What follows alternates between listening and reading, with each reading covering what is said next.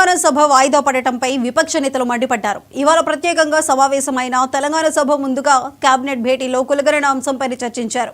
కానీ మంత్రులు అందుబాటులో లేకపోవడంతో సభను వాయిదా వేయాలని సభా వ్యవహారాల మంత్రి శ్రీధర్ బాబు స్పీకర్ను కోరగా అందుకు అంగీకరిస్తూ మధ్యాహ్నం 2 గంటలకు సభ వాయిదా పడింది. దీనిపై మీడియా పాయింట్లో బీఆర్ఎస్ ఎమ్మెల్యేలు తమ నిరసనపై తెలియజేశారు. ప్రారంభమైన నిమిషానికే సభను వాయిదా వేయటం ఏంటని ప్రశ్నించారు. ఈ రోజు క్యాబినెట్ అని నిన్న చేసుకునేది ఉండే, క్యాబినెట్ ఉదయం చేసుకునేది ఉండే.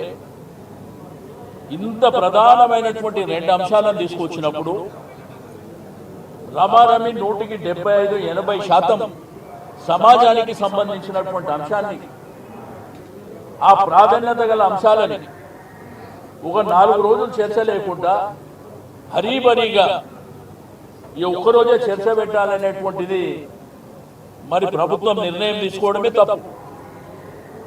తీసుకున్న నిర్ణయాన్ని కూడా ఈరోజు దానికి కట్టుబడైనా చర్చ జరగాలి. అది లేకుండా వారు వెంటనే అడగడం, 1 సెకండ్లోనే స్పీకర్ గారు కూడా ఇక్కడ ప్రధాన ప్రతిపక్ష పార్టీ కానివ్వండి, మిగిలిన సభ్యులని వాళ్ళని కూడా అడిగేది. ఒకవేళ టైం ఓకే, మరి మా టైం కూడా అడిగేది ఉండే. వాళ్ళు ఏ టైం అంటుండ్రు, మేమేమన్నా టైం చెప్తామా, మా అభిప్రాయం ఏందో అడిగేది ఉండే.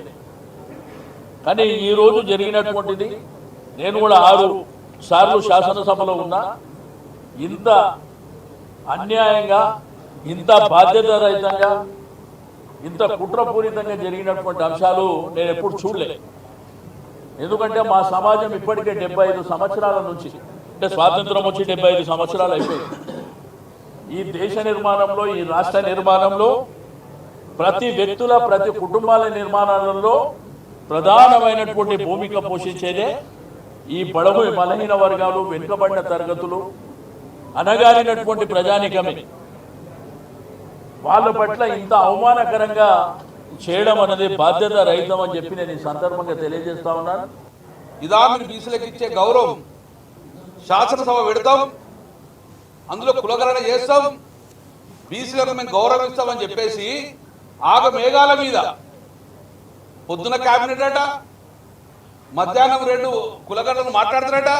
నిమిషం మాట్లాడి మామాలకు పోయేందుకు మేమేమన్నా అనాథులకు గౌరవిస్తాం, మిమ్మల్ని అనాథులు చూస్తారు మమ్మల్ని.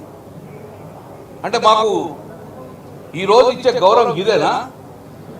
40-50 సంవత్సరాలు మా వెనుకబడి కారణం కాంగ్రెస్ పార్టీ, మళ్ళీ ఈరోజు ఈ యొక్క అవమానం చేసేది నిజంగా చాలా బాధాకరం. ఏ ప్రొసీజర్స్ ఎక్కడ చూసినామో మనం? ఏదన్నా బిల్లు కానీ, ఏదన్నా జియో కానీ, కులగణన కానీ చేయాలంటే క్యాబినెట్ తీసుకొస్తుంది కమిషన్. ఆ క్యాబినెట్ లో చర్చించి ఏమైనా మాడిఫికేషన్, అమెండ్మెంట్ మాడిఫై చేసుకొని అసెంబ్లీ తీసుకొస్తారు. ఆ బిల్లును అసెంబ్లీ అమెండ్మెంట్ ఉంటే చేసుకొని దాని తర్వాత సవరణ చేసుకొని జియో ఇస్తారు.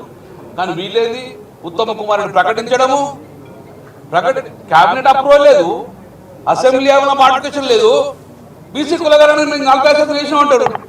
మరి ఇవాళ ఒక అమెండ్మెంట్ అయిందనుకో, అది 50% అయిందనుకో, మళ్ళీ ప్రెస్ మీట్ పెంచుతావా, మళ్ళీ ప్రెస్ పెడతావా? ఇది ఎక్కడ ప్రొసీజర్?